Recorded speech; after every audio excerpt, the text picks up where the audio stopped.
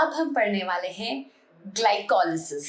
Okay, glycolysis एक common process है जो किसमें होता है, आपके प्रोकैरियोटिक एंड यूकैरियोटिक दोनों सेल में। Prokaryotic organism end of course सारे यूकैरियोटिक ऑर्गेनिज्म में ग्लाइकोलिसिस होता है। ओके, ग्लाइकोलिसिस को हम ईएमपी पाथवे भी कहते हैं। इनकी जिसकी डिस्कवरी की थी उनके नाम पे रखा हुआ है EMP pathway. Okay, glycolysis glycolysis,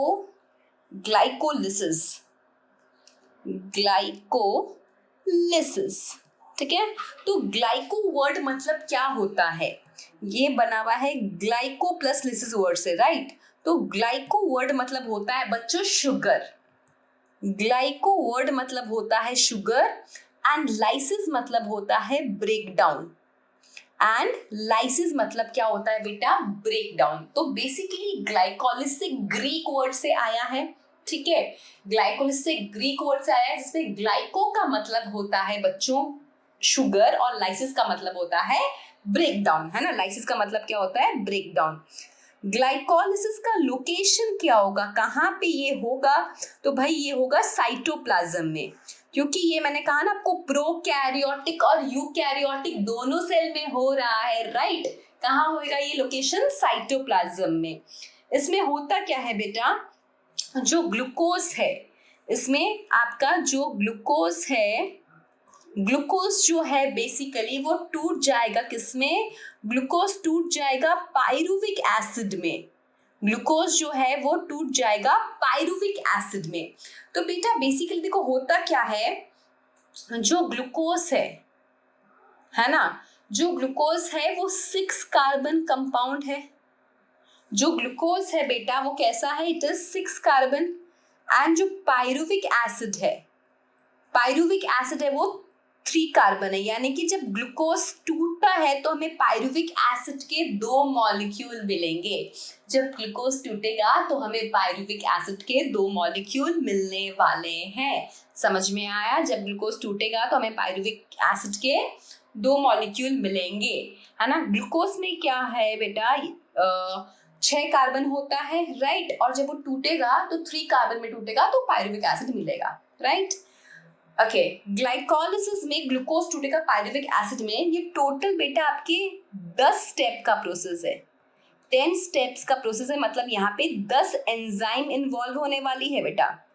glucose टूटेगा पाइरुविक एसिड में, this is a 10 step process. So natural सा बात है, 10 एंजाइम इसमें इन्वॉल्व रहेगी, ठीक है। तो इसमें क्या होता है, कुछ रिवर्सिबल भी होता है, कुछ इरिवर्सिबल भी होता है। ओके, देखेंगे अभी हम।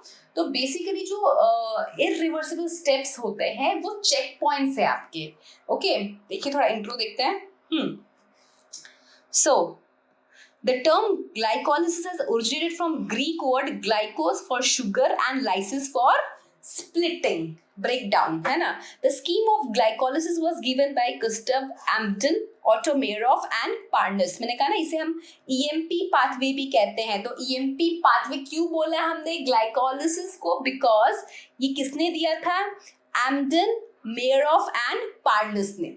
Amden, Meyerhoff and Parnas ने दिया था। ग्लाइकोलिसिस किसने दिया था, एम्डन, मेयरऑफ एंड पार्नस।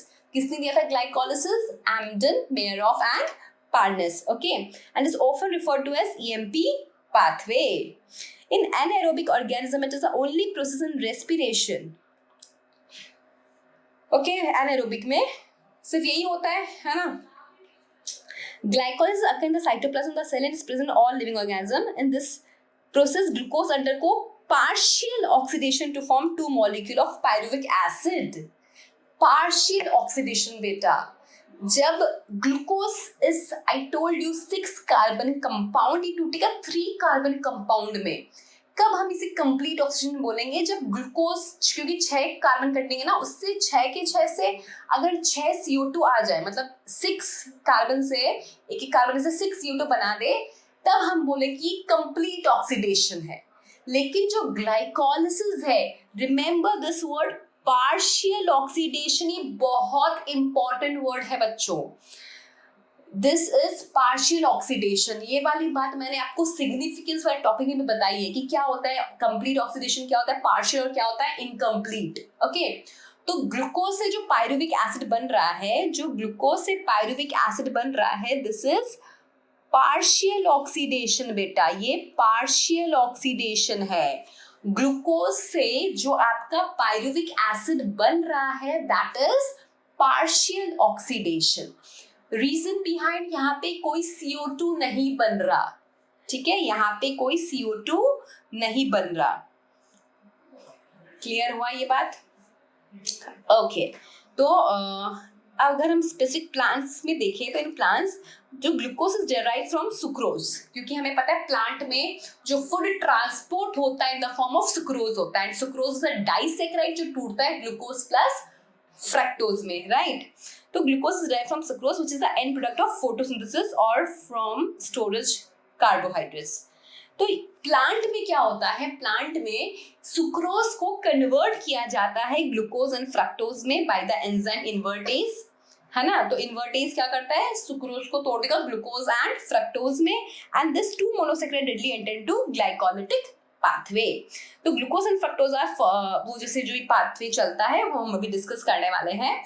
ऐसा होता है, समझ में आए? इंट्रो पैरा जो है आपका मैं टेक्स्ट बुक की लाइन से कॉपी कर ली थी सो दैट यू अंडरस्टैंड, है ना? यहाँ पे जो स्टार वर्ड है वो पार्शियल ऑक्सीडेशन है बच्चों।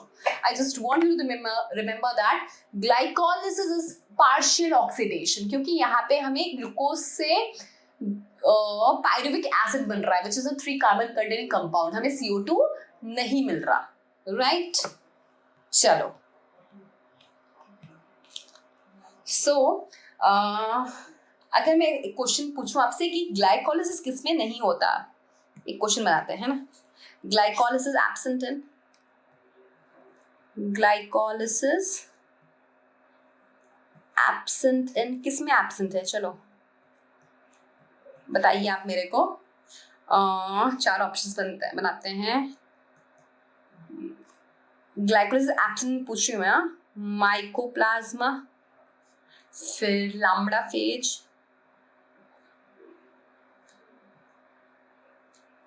फिर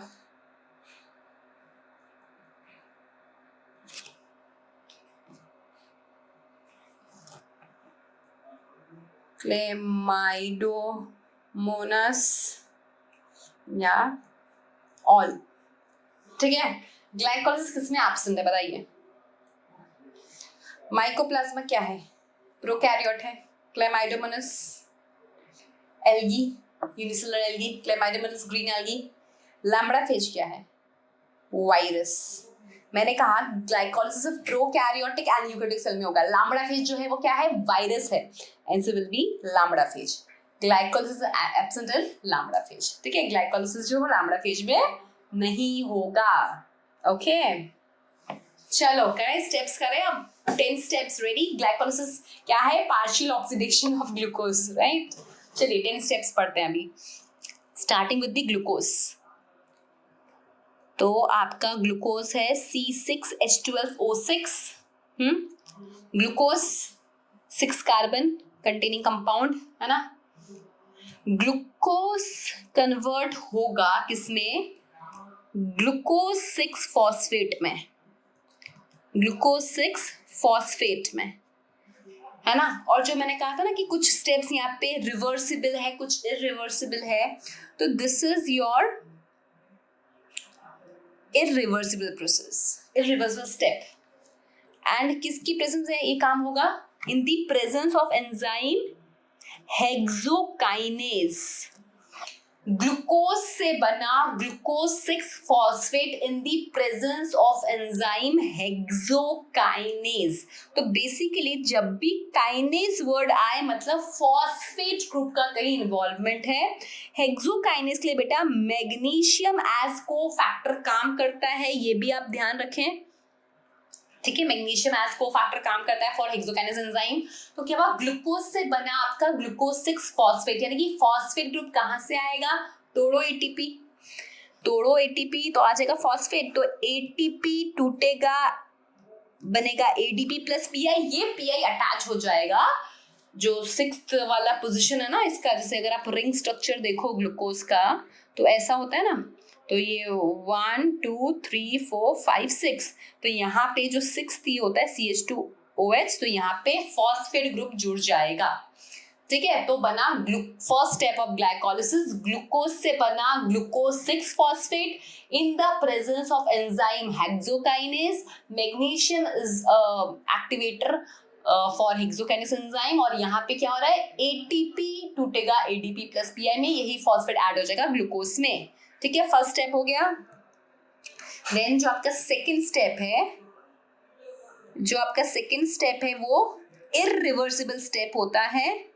वो क्या होता है बेटा, इररिवर्सिबल स्टेप,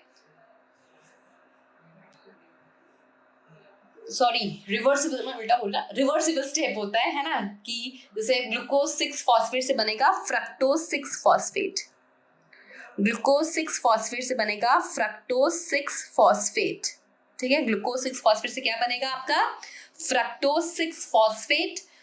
ग्लूकोज और फ्रक्टोज एक दूसरे क्या आइसोमर है ना, तो यहाँ पे आप ऐसे लिख लो एक बार, आइसोमरेज एंजाइम इन्वॉल्व रहेगा, यहाँ पे आइसोमरेज एंजाइम इन्वॉल्व रहेगा। तो बेसिकली क्या हुआ, ग्लूकोज से बना glucose 6 phosphate, that is irreversible step, फिर ग्लूकोज 6 फॉस्फेट से बना फ्रक्टोज 6 फॉस्फेट, वो कैसा है, रिवर्सिबल प्रोसेस है, दैट इज जो ग्लूकोज से ग्लूकोज 6 फॉस्फेट बनाना, ये कैसा है, इररिवर्सिबल प्रोसेस है। वो कैसा है बेटा, वो इररिवर्सिबल है, ठीक है, ये इररिवर्सिबल है। इररिवर्सिबल जो होता है ना, ये स्टेप्स ही मेन कंट्रोल होते हैं प्रोसेसेस के, है ना। और जो ये है, ये कैसा है, अगर मैं ऐसा साइन बनाऊं तो रिवर्सिबल, ठीक है। मैं साइन ही बनाऊंगी तो आप समझ जाना कि प्रोसेस इररिवर्सिबल है कि रिवर्सिबल है। अगर मैं ऐसा साइन बनाऊं, जो मैंने ग्रीन से बनाया दैट इज इररिवर्सिबल, और जो ब्लैक से किया मैंने that is sine of reversible. Okay, बन गया फ्रक्टोज 6 फॉस्फेट। अब फ्रक्टोज 6 फॉस्फेट से आगे जाएगा, और ये भी देखो मैंने साइन बनाया कैसा, इररिवर्सिबल। और फ्रक्टोज 6 फॉस्फेट से क्या बनेगा आपका, फ्रक्टोज 1,6 बिसफॉस्फेट, यानी कि और आपका क्या हुआ है, एटीपी का नीड पड़ा है ना, क्योंकि एक 6 पोजीशन पे तो फॉस्फेट है, अब वो फर्स्ट पोजीशन पे कैसे आएगा, तो एटीपी चाहिए, तो एटीपी टूटेगा और बनेगा एडीपी। क्या बना, यहाँ पे बना फ्रक्टोज 1,6 बिसफॉस्फेट, आपका बन गया फ्रक्टोज 1,6 बिसफॉस्फेट। यहाँ पे एंजाइम इन्वॉल्व है बेटा आपका फॉस्फोफ्रक्टोकाइनेज। देखो काइनेज वर्ड है, काइनेज वर्ड आते मतलब फॉस्फेट ग्रुप का इन्वॉल्वमेंट है। फॉस्फोफ्रक्टोकाइनेज ये होगा इन द प्रेजेंस ऑफ एंजाइम फॉस्फोफ्रक्टोकाइनेज, ये होगा इन the presence of enzyme फॉस्फोफ्रक्टोकाइनेज, fructose 1,6 bisphosphate. समझ में आ गया, फ्रक्टोज 1,6 बिसफॉस्फेट समझ में आया ये। तो ये भी कैसा प्रोसेस हो गया आपका, irreversible, this is also irreversible process।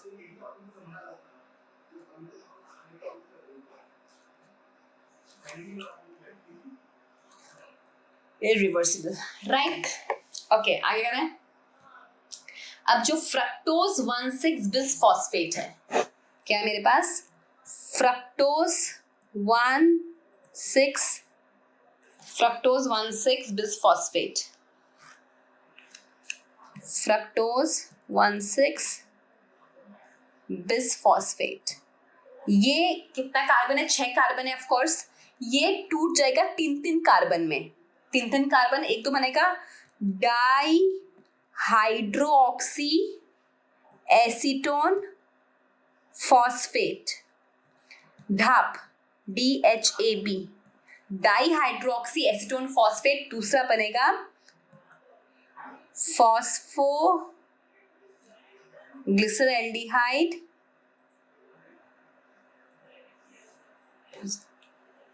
3 PGAL, ठीक है। PgAl। तो बेसिकली दोनों क्या है, 3 कार्बन कंटेनिंग कंपाउंड है। ढाब भी 3 कार्बन और PgL भी 3 कार्बन, है ना। बस ये एसीटोन है तो क्या हो गया, कीटोज हो गया। ये कीटोज शुगर है, ढाब जो है आपका वो कीटोज शुगर है, और जो फॉस्फोग्लिसरैल्डिहाइड 3 फॉस्फेट है वो क्या है आपका एल्डोज शुगर है, PgAl। PgAl क्या है आपका, PgAl जो है बेटा वो आपका एल्डोज शुगर है। It is your aldose sugar. PgAl is your which kind of sugar, it is a aldose sugar. समझ में आया है? हम किए थे ग्लूकोज से ग्लूकोज 6 फॉस्फेट फर्स्ट प्रोसेस, फिर ग्लूकोज 6 फॉस्फेट से फ्रक्टोज 6 फॉस्फेट, फिर फ्रक्टोज 6 फॉस्फेट से बना फ्रक्टोज 1,6 बिस फॉस्फेट, फिर फ्रक्टोज 1,6 बिस फॉस्फेट बेटा आपका टूट गया किसमें, ग्लिसरैल्डिहाइड 3 फॉस्फेट में, है ना, जिसे हमने बोला क्या, PgAl। क्या बोला, PgAl। अब क्या हो सकता है, ये एक तो आपका कीटोन शुगर है, एक आपका एल्डोज है। तो बेसिकली ढाब जो है ना वो चेंज हो जाएगा किसमें, PgAl में, with the help of enzyme triose phosphate isomerase. Triose phosphate isomerase, है ना। ट्रायोस फॉस्फेट आइसोमरेज की प्रेजेंस में क्या होगा, ये चेंज हो जाएगा। यानी कि एट प्रेजेंट मेरे पास PgL के 2 कंपाउंड हो जाएंगे। अब जो भी आगे चलेगा तो उसमें क्या होगा, PgL के 2 आगे जाएंगे, मतलब PgL से जो भी बनेगा 2 2 2 2 2 2 बनेगा। समझ में आया? PgL से आगे जो भी बनेगा वो क्या बनेगा, 2 2 2 2 बनेगा, है ना। 2 से ये जाएगा आगे। समझ में आया? ओके, बनाते हैं। सो PgAl, है ना, वहीं से चलते हैं। PgAl ये 6 स्टेप हो गए ना, देखो 1 2 3 4 टूटना, 5 आइसोमर बनना, और ये आपका 6th, है ना। PgL is 3 carbon sugar multiply by 2, है ना। अब यहाँ पे क्या होगा बेटा, पार्शियल ऑक्सीडेशन तो है ना भाई, तो यहाँ पे होगा एक्चुअल में ऑक्सीडेशन होगा। और यहाँ पे क्या बनेगा, यहाँ पे बेसिकली ऑक्सीडेशन होने से मैंने क्या बोला था, removal of electron, removal of hydrogen, है ना। तो जो NAD है वो ये हाइड्रोजन को एक्सेप्ट करेगा और बनेगा NADH। और क्या बनेगा, NADH। और यहाँ पे ऑफ कोर्स सब कुछ 2 इन्वॉल्व रहेगा।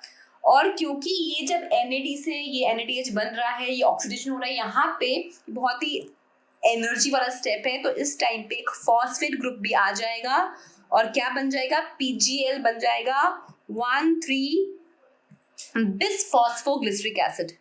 1,3 बिस फॉस्फोग्लिसरिक एसिड बन गया। 1,3 बिस फॉस्फोग्लिसरिक एसिड के 2 कंपाउंड, है ना, क्योंकि PgL 2 है तो वैसे सब आता है, आगे जो बनेगा वो भी 2 बनेगा।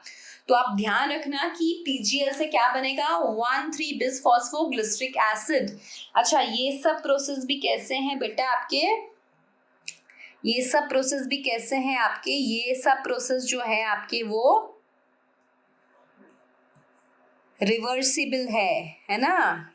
अब जो 7th वाला स्टेप आएगा, 7th वाला स्टेप क्या आएगा कि 1,3 बिस फॉस्फोग्लिसरिक एसिड जो है, 1,3 बिस फॉस्फोग्लिसरिक एसिड जो है, वहां पे कन्वर्जन होगा किसमें, 3 फॉस्फोग्लिसरिक एसिड में, मतलब फॉस्फेट ग्रुप कम हो रहा है तो फॉस्फेट ग्रुप को लेगा कौन, आपका ADP। तो यहाँ पे ADP से बन गया ATP। मतलब ये जो आपका 7th स्टेप है, this is your 7th step. 7th step में ATP बन रहा है। अब कितना ATP, ये भी ADP, क्योंकि 1,3 बिस फॉस्फोग्लिसरिक एसिड का 2 मॉलिक्यूल है तो ADP भी 2 रहेगा और ATP भी 2 ही रहेगा और बनेगा क्या, 3 फॉस्फोग्लिसरिक एसिड। 3 फॉस्फोग्लिसरिक एसिड के 2 मॉलिक्यूल, 3 फॉस्फोग्लिसरिक एसिड के 2 मॉलिक्यूल मिलेंगे आपको। 3 फॉस्फोग्लिसरिक एसिड के 2 मॉलिक्यूल मिलेंगे। अब 3 फॉस्फोग्लिसरिक एसिड, 3 फॉस्फोग्लिसरिक एसिड ये आगे जाएगा है ना, और बनाएगा 2-फॉस्फोग्लिसरिक एसिड, 2-फॉस्फोग्लिसरिक एसिड।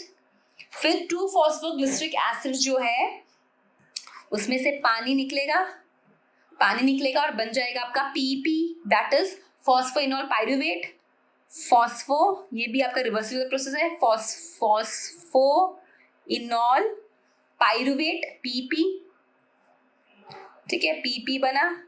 अब यहाँ पे अगेन क्या होगा, ये जो फॉस्फोइनॉल पाइरुवेट से जो है ये इरिवर्सिबल प्रोसेस है, मतलब ये 8 नंबर, ये 9 नंबर और 10th नंबर है ना, जो 10th वाला है इसमें क्या होगा, इसमें बनेगा आपका पाइरुविक एसिड और यहाँ पे आपका ADP से ATP बनेगा। तो ये सब कुछ जो है वो आपके 2 मॉलिक्यूल ही होंगे। पाइरुविक एसिड के भी आपको 2 मॉलिक्यूल ही बेटा मिलने वाले हैं। समझ में आया स्टेप वाइज? एक बार ये देखते हैं, फिर मैं आपको कैलकुलेशन करा देती हूँ। और देखो, ग्लूकोज, ध्यान से देखना, एक एक स्टेप हम लिख लेते हैं वापस से। ग्लूकोज है, ग्लूकोज कितना कार्बन कंटेनिंग कंपाउंड है? 6 carbon. Glucose 6 carbon containing compound, 6 carbon. Glucose से बना ग्लूकोज 6 फॉस्फेट, ग्लूकोज से बना ग्लूकोज 6 फॉस्फेट। तो यहाँ पे जो एंजाइम इन्वॉल्व है वो है हेक्सोकाइनेज। कौन से एंजाइम इन्वॉल्व है यहाँ पे? हेक्सोकाइनेज। कौन सी एंजाइम इन्वॉल्व है? हेक्सोकाइनेज, ठीक है। और ये कैसा प्रोसेस है? ये आपका इरिवर्सिबल प्रोसेस है। देन ग्लूकोज 6 फॉस्फेट से बना fructose 6 phosphate in the presence of enzyme phosphoglucokinase, in the presence of enzyme phosphoglucokinase, ठीक है। ये स्टेप जो था वो अगेन कैसा था? ये रिवर्सिबल स्टेप था। फिर फ्रक्टोज 6 फॉस्फेट से बना फ्रक्टोज 1,6 बिसफॉस्फेट, मतलब एक और फॉस्फेट ग्रुप ऐड हुआ, मतलब हमें ATP फिर से चाहिए। आप देख रहे हैं यहाँ पे 2 ATP लग रही है हर जगह। हम बोलते हैं कि रेस्पिरेशन में एनर्जी रिलीज होगा, लेकिन स्टार्टिंग में क्या हो रहा है? यहाँ पे एनर्जी इन्वेस्टिंग स्टेप है। जो ऊपर वाला फेज है ना, जो ऊपर वाला फेज है, जब तक आपका ये मतलब वो ढाप और ये वाला नहीं हो जाता, PGL वाला काम नहीं हो जाता, तब तक क्या बोलते हैं इसे? ये एनर्जी इन्वेस्टिंग स्टेप है। यहाँ पे ATP खर्च हो रही है, ATP लग रही है, क्योंकि हमें फॉस्फेट चाहिए। ATP बाद में बनेगा नीचे, राइट। तो एनर्जी फॉर्मेशन स्टेप बाद में आता है, पहले आता है एनर्जी इन्वेस्टिंग स्टेप। आया? समझ में आया? अब क्या बन गया? फ्रक्टोज 6 फॉस्फेट से fructose 1,6 bisphosphate in the presence of enzyme फॉस्फोफ्रक्टोकाइनेज, फॉस्फोफ्रक्टोकाइनेज in the presence of enzyme फॉस्फोफ्रक्टोकाइनेज। अब फ्रक्टोज 1,6 बिसफॉस्फेट से बना, मतलब वो टूटेगा तो आपका बनेगा ढाप और PGAL, या हम इसे बोलते हैं ग्लिसरल्डिहाइड 3 फॉस्फेट, है ना। ये होगा with the help of enzyme aldolase, ये होगा with the help of enzyme aldolase. तो PGAL और ढाप दोनों आइसोमर एक दूसरे के, और ढाप फिर कन्वर्ट हो जाएगा PGAL में, और यहाँ पे जो एंजाइम इन्वॉल्व रहेगी that is triose phosphate isomerase, triose phosphate isomer है ना बेटा, आइसोमरेज, ठीक है। अब क्या बन गया आपका? जो PGAL है वो क्या बनाएगा, या ग्लिसरल्डिहाइड 3 फॉस्फेट क्या बनाएगा? 1,3 बिसफॉस्फोग्लिसरिक एसिड। अब यहाँ पे क्या होगा? यहाँ पे आपका क्या हुआ? ऑक्सीडेशन हुआ। यहाँ पे क्या हुआ? ऑक्सीडेशन हुआ, तो लॉस ऑफ हाइड्रोजन हुआ। ये हाइड्रोजन कौन ले लेगा? NAD ले लेगा, राइट। NAD ले लेगा, मतलब बेसिकली जो ग्लूकोज है बेटा आपका, तो ग्लूकोज जब टूटेगा तो ये जो इलेक्ट्रॉन जो है वो रिलीज होगा, यहाँ पे ऑक्सीडेशन हुआ, and this will happen in the presence of enzyme.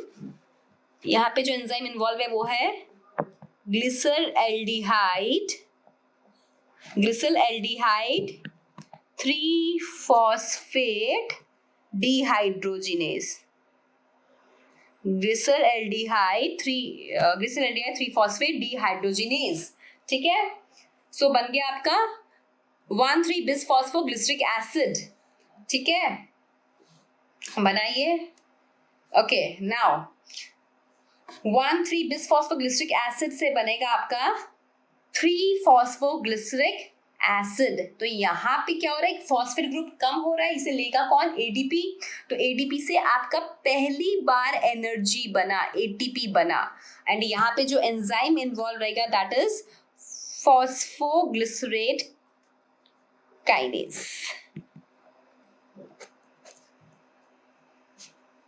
ठीक है। क्या बन गया, 1,3-फॉस्फोग्लिसरिक एसिड से 3-फॉस्फोग्लिसरिक एसिड बन गया, राइट।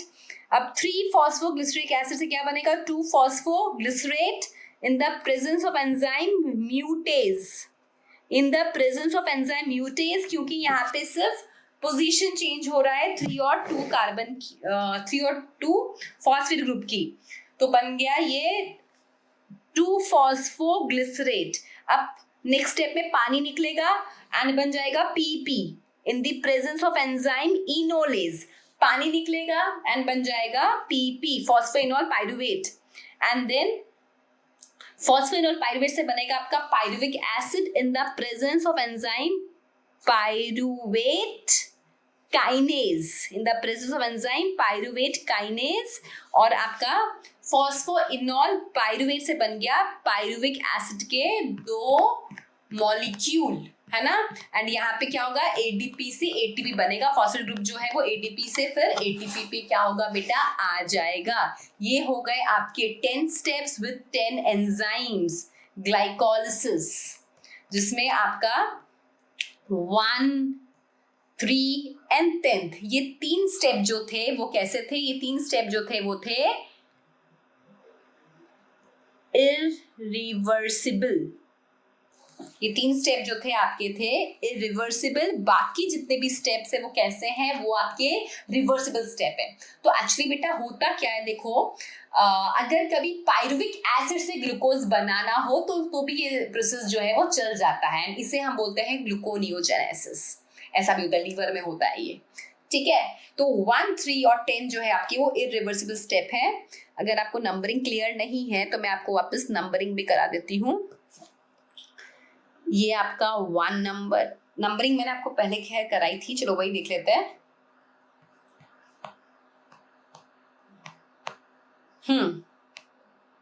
ग्लूकोज से ग्लूकोज 6 फॉस्फेट बनना 1 नंबर, ग्लूकोज 6 फॉस्फेट से fructose 6 phosphate 2 number, fructose 6 phosphate से fructose 1,6 bisphosphate 3 number, fructose 1,6 bisphosphate का टूटना 4 नंबर, किसमें टूटना, ढाप एंड पीजीएल, फिर पीजीएल का ढाप में कन्वर्ट होना 5th स्टेप, फिर पीजीएल से 1,3 बिसफॉस्फोग्लिसरिक एसिड बनना, then 7th step is 1,3 bisphosphoglyceric acid से 3-फॉस्फोग्लिसरिक एसिड बनना, फिर 3-फॉस्फोग्लिसरिक एसिड से 2-फॉस्फोग्लिसरिक एसिड बनना, एंड देन 2-फॉस्फोग्लिसरिक एसिड से आपका फॉस्फोइनोल पाइरुवेट बनना, एंड देन आपका पाइरुविक एसिड बनना, ठीक है। ये आपका मेन स्टेप्स है, राइट। अब देखो यहाँ पे अगर हम देखें, अगर आपसे कोई क्वेश्चन पूछे कि NADH कब बन रहा है ना, अगर हम देखें NADH कब बन रहा है, तो हमने देखा 6 स्टेप में। NADH कब बन रहा है बेटा, NADH जो है वो बन रहा है आपके 6 स्टेप में। ये देखिए PGAL से जब 1,3 बिसफॉस्फोग्लिसरिक एसिड बनता है तब आपका NADH बनता है, तो 6 स्टेप में आपका NADH बन रहा है। ओके, 6 स्टेप में आपका NADH बन रहा है। ATP कब बन रहा है, ATP बन रहा है एक तो 7th स्टेप में और एक लास्ट 10th स्टेप में। कितना ATP बन रहा है, 7th में 2 और 10th में भी 2। अगर आप देखो तो देखिए ये 1,3 बिसफॉस्फोग्लिसरिक एसिड बना, इसके बाद आपका 3-फॉस्फोग्लिसरिक जब बनता है तब ATP बन रहा है, दिस इज 7th स्टेप, और लास्ट स्टेप में आपका ATP बन रहा है, मतलब 10th स्टेप, है ना। तो एटीपी बनता कब है? 7th एंड 10th स्टेप में आपका एटीपी जो है वो बन रहा है। 7th और 10th स्टेप में जो है आपका एटीपी बन रहा है। बच्चों अगर आप देखो तो ग्लूकोज से जब फ्रक्टोज 1,6 बिस फॉस्फेट बनता है उस टाइम पे 2 एटीपी लग रहा है, 2 एटीपी खर्च हो रहा है। फिर यहां से जब आगे जाके पाइरुवेट बन रहा है, पाइरुवेट बन रहा है, तब क्या होता है? तब यहाँ पे 2 एटीपी बनता है, एक तो 7th स्टेप में और 2 एटीपी बनता है 10th स्टेप में, है ना। अब पाइरुवेट और पाइरुविक एसिड में बहुत बच्चों को डाउट रहता है कि मैम पाइरुवेट क्या, पाइरुविक एसिड क्या है। तो अगर मैं आपको बताऊं तो पाइरुविक एसिड का फॉर्मूला क्या है बच्चों? CH3COOH, this is pyruvic acid, right. अब अगर मैं इसको पानी में डालूं पाइरुविक एसिड को, तो ये H आयनाइज हो जाएगा, तो उस आयनाइज फॉर्म को हम पाइरुवेट कहते हैं। जो आयनाइज फॉर्म है ना उसे हम पाइरुवेट कहते हैं। तो अगर आप मुझसे पूछो टेक्निकली मैम क्या ज्यादा सही है, तो I will call it as pyruvate ज्यादा सही है, बिकॉज सेल में रहेगा तो ऑफ कोर्स वाटर है, तो ज्यादा जो सही टर्म है वो पाइरुवेट है। ओके अच्छा, तो बेसिकली क्या हो गया यहाँ पे, ये 2 एटीपी खर्च हुआ एंड 4 एटीपी बना। तो अगर हम नेट गेन देखें तो कितना होगा? नेट गेन जो होगा वो केवल 2 एटीपी का होगा ना, बिकॉज माइनस हो जाएगा। टोटल 4 एटीपी पर 2 एटीपी खर्च हुई तो क्या बचा? 2 बचा। तो आपका जो फाइनल प्रोडक्ट है ग्लाइकोलिसिस का, फाइनल में आपको क्या मिलता है? 2 एटीपी मिलता है, फिर आपको 2 पाइरुवेट मिलेंगे और आपको 2 NADH मिलता है, आपको 2 NADH मिलता है। अब ये जो NADH है, एक NADH 3 ATP देता है, तो 2 NADH से मेरे को 6 ATP मिलेगा। पर ये 6 ATP मेरे को कब मिलेगा? ये 6 ATP मेरे को कब मिलेगा? इन माइटोकॉन्ड्रिया, जब इसका ETS होगा, है ना। ये 6 ATP कब मिलेगा मेरे को? माइटोकॉन्ड्रिया में ड्यूरिंग ऑक्सीडेटिव फॉस्फोराइलेशन,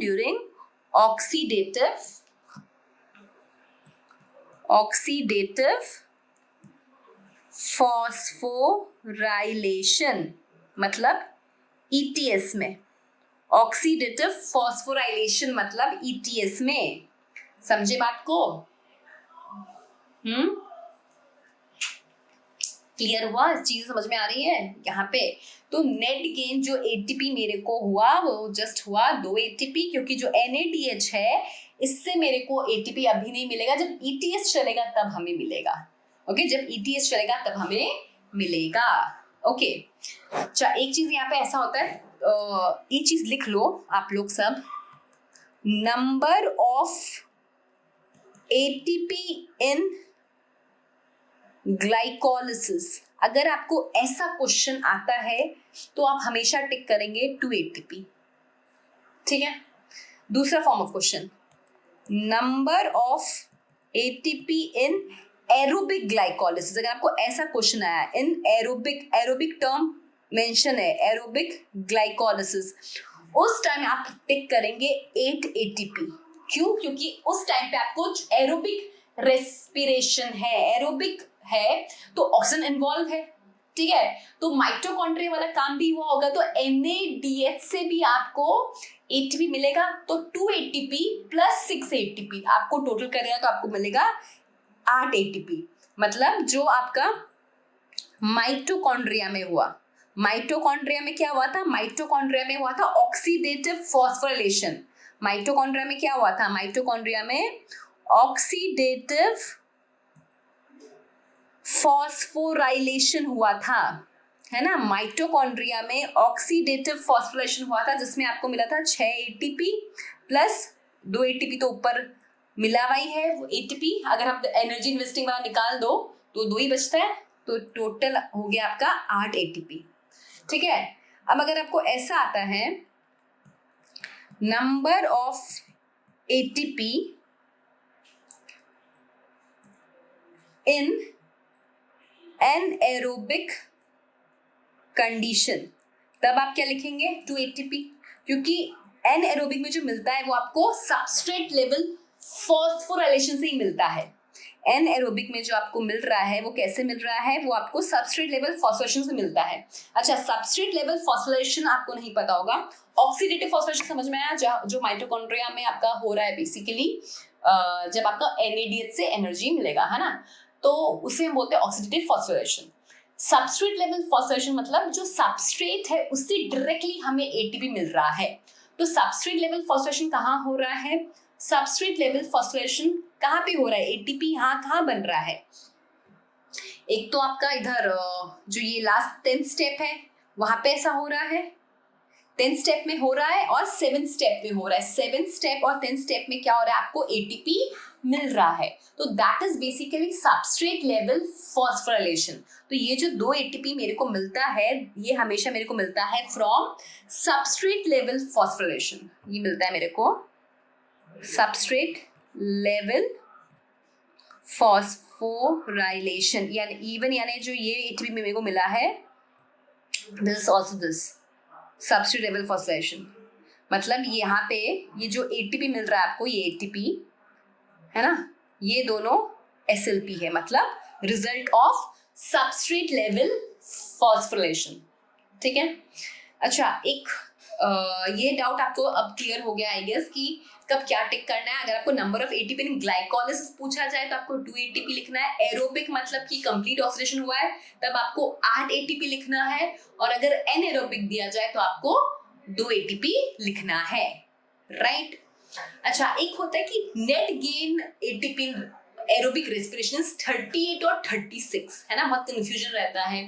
पहले NCERT में भी 36 था, फिर अभी अगर आप अभी करंट एडिशन देखें तो NCERT में 38 लिखा हुआ है ना। तो क्या टिक करना है, सी एरोबिक रेस्पिरेशन जब कंप्लीट होता है तो नेट गेन ATP आपको 36 टिक करना है कि 38, कौन से एडिशन के साथ जाना है ना। तो दोनों ही सही है। कैसे, यहाँ पे जो NADH बन रहा है आपका, है ना, ये जो ग्लाइकोलिसिस हो रहा है, ग्लाइकोलिसिस में जो आपका ये NADH बन रहा है, ये NADH कहाँ बन रहा है, ग्लाइकोलिसिस कहाँ हो रहा है, ग्लाइकोलिसिस हो रहा है आपके साइटोप्लाज्म में। ठीक है, ग्लाइकोलिसिस हो रहा है आपके साइटोप्लाज्म में। अब NADH से जो मैंने कहा एनर्जी मिलती है वो मिलती है ETS से। ETS चलता है माइटोकॉन्ड्रिया में, ETS चलता है माइटोकॉन्ड्रिया में। एग्री, ETS कहाँ चलता है, ETS चलता है आपके माइटोकॉन्ड्रिया में। क्लियर। अब ये जो NADH है इसको मेरे को माइटोकॉन्ड्रिया में ट्रांसपोर्ट करना पड़ेगा। तो NADH को माइटोकॉन्ड्रिया में जब हम ट्रांसपोर्ट करते हैं तो इसके 2 पाथवे हैं। एक पाथवे ऐसा है जहाँ पे 2 ATP खर्च होती है तब जाके NADH उधर जाता है, और एक पाथवे ऐसा है जिसमें एनर्जी खर्च नहीं होती। तो इस हिसाब से 36 और 38 दिया जाता है। वो पाथवेज क्या है, वो शटल पाथवे बोलते हैं एक्चुअली, फ्री शटल पाथवे से, तो वो आपको नहीं करना है। क्लियर हो गया। तो जो 36 है और 38 है दोनों ही गलत नहीं है। बस द थिंग इज दैट कि NADH का हमें ट्रांसपोर्ट करना पड़ेगा माइटोकॉन्ड्रिया में, क्योंकि ETS जो हो रहा है वो माइटोकॉन्ड्रिया में होता है ना। तो वो NADH ट्रांसपोर्ट करने में जो एनर्जी खर्च होती है 2 ATP, तो वो हम लोग क्या करते हैं, फाइनल 38 में से माइनस कर देते हैं। अगर एनर्जी खर्च नहीं हुई, NADH पहुंच गया दूसरा पाथवे फॉलो करके, तब हम 38 करते हैं। ओके। लेटेस्ट एडिशन की अगर आप बात करो टेक्स्ट बुक का, तो यस इट इज 38। ओके, समझ में आया इतना? ओके, कुछ और क्वेश्चंस भी करें ग्लाइकोलिसिस के। ये कर लेना। और एक ऐसा भी पूछते हैं कि जो ग्लाइकोलिसिस है उसके एंजाइम्स कहाँ प्रेजेंट है। बेटा ग्लाइकोलिसिस कहाँ हो रहा है, ग्लाइकोलिसिस जो है वो साइटोप्लाज्म में हो रहा है, तो इसके एंजाइम्स कहाँ होंगे, इसके एंजाइम्स साइटोप्लाज्म में ही होंगे। तो ग्लाइकोलिसिस सारे एंजाइम्स आपको साइटोप्लाज्म में मिलेंगे, चाहे हेक्सोकाइनेज हो, म्यूटेज, ये इनोलेज, कुछ भी हो, सब आपको साइटोप्लाज्म में ही मिलने वाले हैं। ओके चलिए थोड़े क्वेश्चंस करते हैं सो दैट क्लियर हो जाए कि हाँ आपको ये आया या नहीं आया। तो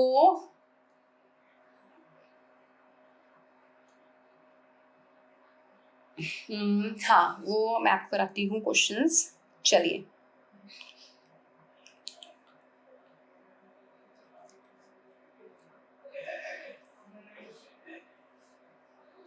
नंबर लिखिए, नंबर ऑफ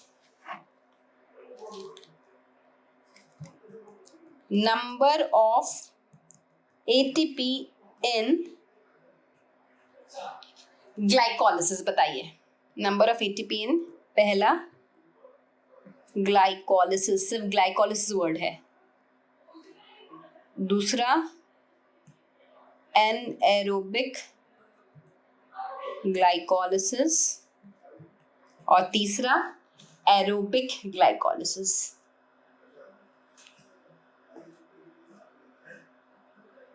ठीक है, तो नंबर ऑफ एटीपी ग्लाइकोलिसिस में बेटा कितना बनेगा, 2 एटीपी। एनएरोबिक ग्लाइकोलिसिस में भी 2 एटीपी, है ना। चाहे कोई यूकैरियोटिक सेल ही क्यों ना हो, पर अगर वो एनएरोबिक कर रही है तो 2 एटीपी बनेगा। जैसे in case of RBC, RBC में माइटोकॉन्ड्रिया नहीं है तो वहां पे भी हमेशा 2 एटीपी ही बनता है।